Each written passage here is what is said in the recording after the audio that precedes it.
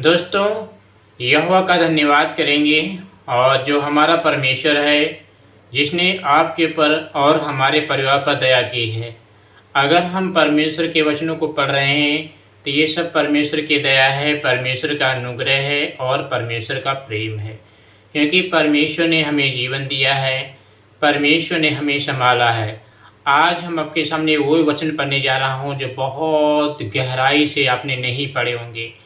क्योंकि परमेश्वर उस व्यक्ति की तरफ ज़्यादा ध्यान देता है जो मसीही गाली नहीं देता है, चुगली नहीं करता है और परमेश्वर के वचनों की तरफ ध्यान देता है।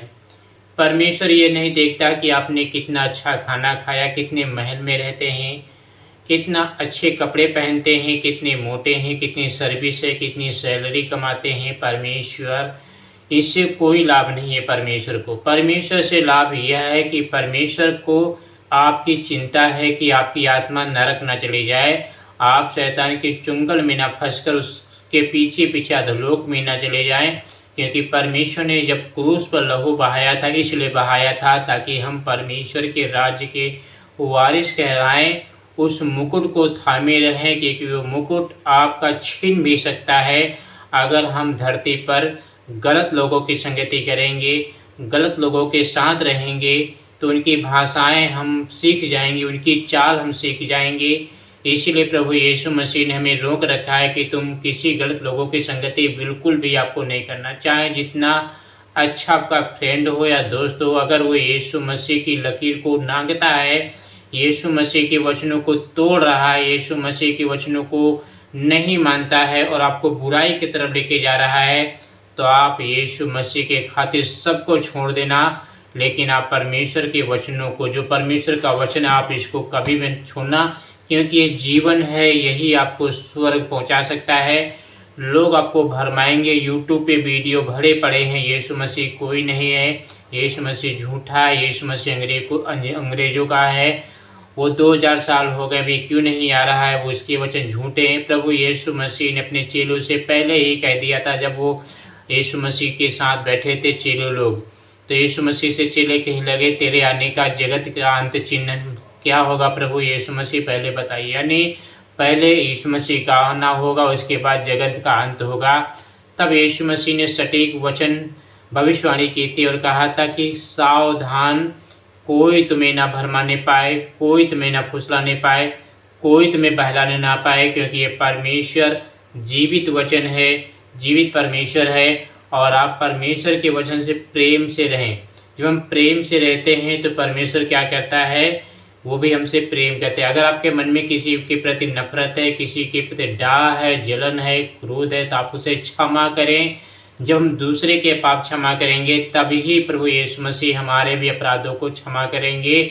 और अगर दूसरे के अपराध क्षमा नहीं करेंगे तो प्रभु यीशु मसीह से हम कैसे कह सकते हैं कि तू हमारे अपराधों को क्षमा कर। क्योंकि प्रभु यीशु मसीह कहता है कि तू पहले दूसरों को तो क्षमा कर, हे कपटी इंसान, तू दूसरों को क्षमा कर। प्रभु कहते हैं, यीशु मसीह कहते, जो धरती पर न्याय नहीं करता है, जो किसी के बददया नहीं करता, जो किसी के पर रहम नहीं करता है, उसका न्याय जो होगा बिना दया के होगा। ये परमेश्वर का वचन कहता है, ये खुदा का वचन कहता है। तो आज वीडियो को वचन आज आपके सामने बहुत ही खतरनाक ही वीडियो होने वाला है। तो वीडियो को लाइक कर दीजिए और चैनल को सब्सक्राइब कर दीजिए मेरे दोस्तों, क्योंकि वीडियो बहुत ही पावरफुल आपके सामने होने वाला है। यहाँ पे परमेश्वर का वचन कुछ इस प्रकार से लिखा हुआ है, आप हमारे से निकाल सकते हैं, क्योंकि परमेश्वर कुछ हमसे बात करना चाहते हैं। वचन जो आपके सामने पढ़ेगा तो बहुत ही गहराई से सुने और समझने की कोशिश करें। मत्ती की पुस्तक 25 अध्याय उसका 36 यानी 36 वचन यहाँ पे इसका से लिखा हुआ है, मैं नंगा था, तुमने मुझे कपड़े पहनाए, मैं बीमार था, तुमने मेरी सुधि ली, मैं बंदी गृह में था, तुम मुझसे मिलने आए। ये बात आपसे और हमसे प्रभु यीशु मसीह न्याय के दिन स्वर्ग में पूछेंगे और कहेंगे कि मैं नंगा था, तुमने मुझे कपड़े पहनाए। तब हम लोग क्या कहेंगे कि प्रभु आपको मैंने कपड़े कहाँ पहनाए? तो यीशु मसीह कहेगा, जब तुम धरती पर किसी को कपड़े पहनाते थे, किसी पास्टर को खाना खिलाते थे, किसी भिखारी को नंगा देखकर उसे वस्त्र पहनाते थे और किसी विधवाओं की मदद करते थे, तो प्रभु यीशु मसीह कहते हैं कि तुम मुझसे वो काम कर रहे थे। अगर तुम धरती पर किसी के साथ दोस्तों अच्छा कर रहे हो तो आप परमेश्वर के साथ कर रहे हो, क्योंकि परमेश्वर ने मनुष्य को अपनी समानता में और अपने स्वरूप में ही बनाया। परमेश्वर का वचन कहता है, प्रभु यीशु मसीह कहता, मैं बीमार था, मैं तुमने मुझे सुधि दी। अगर कोई बहुत जन बीमार पड़ा है, विश्वासी बीमार पड़ा है, और अगर आप उससे मिलने जा रहे हो, उसकी सुधि लेने जा रहे हो, उसका हाल चाल पूछने जा रहे हो और विश्वासी को सांत्वना दे, उसकी मदद कर रहे हो, उसको हिम्मत और दिलासा दिला रहे हो, चिंता ना करो मैं तुम्हारे साथ हूँ, परमेश्वर तुम्हारे साथ, ऐसा बोल रहे हो उस बीमार आदमी से, तो आप परमेश्वर से मिलने गए हैं, आप परमेश्वर के साथ वो कर रहे हो। वचन कहता मैं बंदी गृह में था, यानी अगर कोई पास्टर जेल में बंद है और अगर आप उससे मिलने जा रहे हैं, उससे हाल चाल लेने, उसको छुड़ाने जा रहे हैं, उसकी तरफ केस लड़ने जा रहे हैं, तो आप परमेश्वर के साथ करने जा रहे हैं। वचन कहता तुम मुझसे मिलने आए। ये सब परमेश्वर एक विश्वासी से कह रहा है, और कहेगा कब? न्याय के दिन कहेगा। विश्वासी ये आपसे और हमसे कहेगा कि ये सब तुम मेरे साथ करते थे, जब धरती पर लोगों से करते थे वो मेरे साथ करते थे। ये परमेश्वर का वचन कहता है दोस्तों। तो चलिए जी वीडियो को शुरू करते हैं। वीडियो बहुत ही खास आपके लिए बनाया गया है, तो चैनल को सब्सक्राइब जरूर कर दें। ये वीडियो बहुत ही आपके लिए इम्पोर्टेंट है। नीति वचन 20 अध्याय का 13 वचन यहाँ पे इसका से लिखा हुआ है, नींद से प्रीति ना रख, नहीं तो दरिद्र हो जाएगा। यानी वचन कहता है हम बहुत, प्रभु यीशु मसीह ये नहीं कहते कि आपको सोना नहीं, आपको 8 घंटा 12 घंटे सोना है, लेकिन प्रभु यीशु मसीह कहते हैं नींद से आपको प्रेम करना, लेकिन आलस से आपको प्रेम नहीं करना। प्रभु यीशु मसीह कहते हैं कि मनुष्य को आलस नहीं करनी चाहिए। इससे क्या हो जाता है? गरीबी आ जाती है। इंसान को मेहनत करनी चाहिए, इंसान को परिश्रम करना चाहिए। और वचन कहता है अगर हम आलस करेंगे, काम नहीं करेंगे, तो वचन कहता है हम दरिद्र हो जाएंगे, हम भिखारी से जीवन हो जाएगा, हम गरीब बन जाएंगे। वचन कहता है कि एक विश्वासी को काम करना पड़ेगा, जीवन चलाने के लिए विश्वासी को मेहनत करनी पड़ेगी, परिश्रम करना पड़ेगा, और वचन कहता है उसे काम करना पड़ेगा। तो नींद का मतलब ये नहीं होता कि आपको सोना नहीं, आपको सोना है, लेकिन आलसी विश्वासी एक इंसान से परमेश्वर खुश नहीं होता। ये परमेश्वर का वचन कहता है। यहाँ पे परमेश्वर का वचन कहता है नीति वचन की पुस्तक 13 अध्याय का 11 वचन, यहाँ पे इसका से लिखा हुआ है, बेईमानी की कमाई घट जाती है, परंतु जो परिश्रम से इकट्ठा करता है उसकी बढ़ती होती है। यानी आपको क्या करना है? छल कपट करके या लूट पार करके आपको धन इकट्ठा नहीं करना है।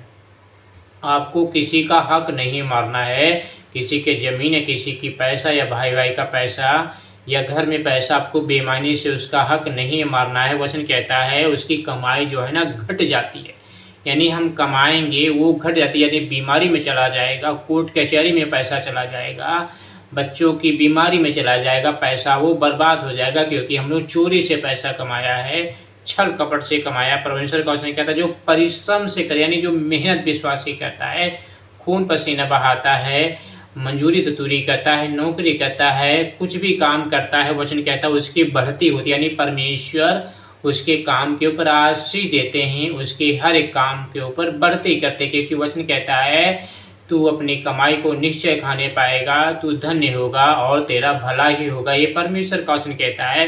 तो अगर आप एक विश्वासी हैं तो आपको मेहनत करनी है, आपको परिश्रम करना है, आपको आलसी नहीं बननी है, और जो भी आप काम करें परमेश्वर से प्रार्थना करके करें कि हे प्रभु मैं ये काम करने जा रहा हूँ, कृपा करके आप इसमें मेरी मदद करें, आप इसमें मेरी सहायता करें, आप मेरा नुकसान ना होने दें। ऐसा प्रार्थना करके वो काम कर सकते हैं, और परमेश्वर आपको क्या करेगा? बढ़ते करेगा। ये खुदा का वचन कहता है। तो आपको क्या करना है? परमेश्वर से प्रेम करना है।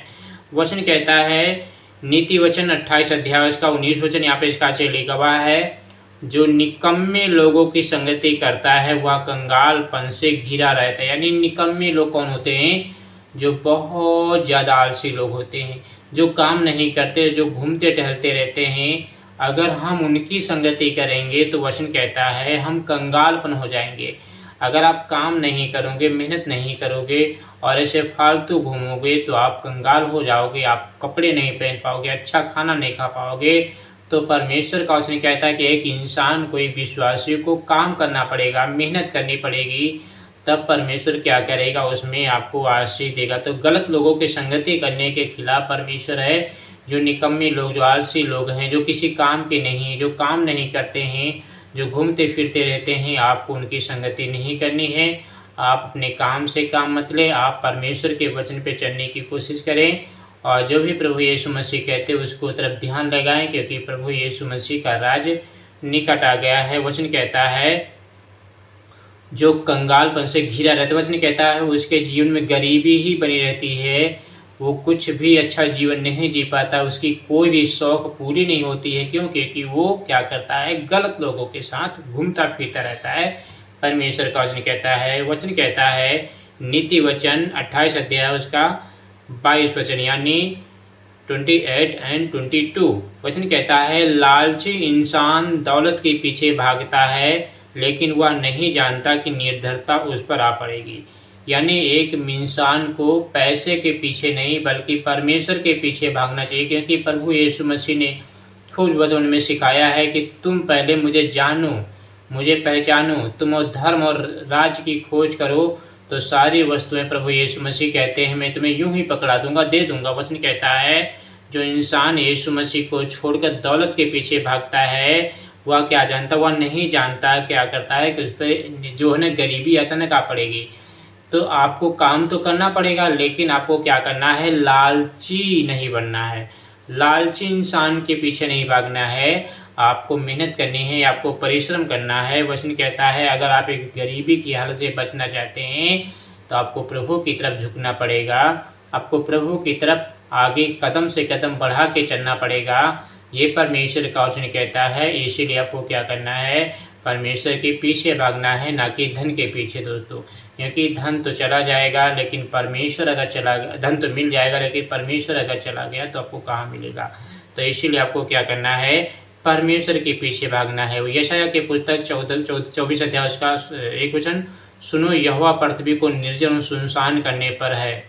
यानी परमेश्वर जो है ना इस पृथ्वी को क्या करेगा, सुनसान करेगा, पलट कर इतर बितर कर देगा। क्यों? क्योंकि ये पृथ्वी जो है ना शैतान लूसीफर के द्वारा और इंसान के द्वारा श्रापित हो चुकी है, क्योंकि इस धरती पर बहुत ही अत्याचार, बहुत ही तांडव मचा हुआ, बहुत ही दिक्कतें परेशानी लोग कर रहे हैं, बलात्कार हो रहे हैं लोगों के साथ, बहनों के साथ कत्लेआम हो रहे हैं। आप न्यूज़ पे देख सकते कितनी हाहाकार मचा हुआ। ये परमेश्वर का वचन कहता है ये विश्वासी को खुदा के पीछे चलने की बहुत ज़रूरत है, परमेश्वर के साथ कंधे पे कंधे मिला के चलने की बहुत ज़रूरत है। और जब हम परमेश्वर के पीछे पीछे चलेंगे, परमेश्वर के साथ चलेंगे, तो हमारा जो जीवन है वो संभलता चला जाएगा और हमें जीवन में हर समस्याओं का सामना करना ही नहीं पड़ेगा। क्योंकि परमेश्वर का वचन कहता है, वचन यहाँ पे कहता मनुष्यों को परमेश्वर तितर बितर करने वाला है।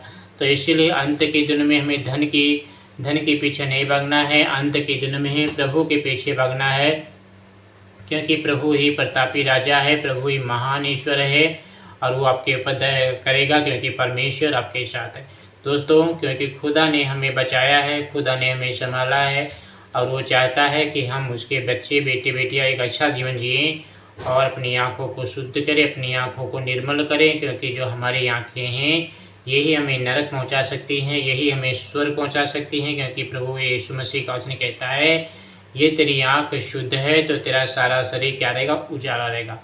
अगर हमारी आँखें ही बहुत खतरनाक हैं, गंदी हैं, तो परमेश्वर का वचन कहता है तेरा सारा शरीर जो हो ना अंधियारे में रहेगा। इसीलिए प्रभु यीशु मसीह हमें कहते हैं बेटा अपनी आँखों को कंट्रोल करो, क्योंकि परमेश्वर का राज अब निकट आ गया। इसीलिए प्रभु कहते हैं मन फिराओ।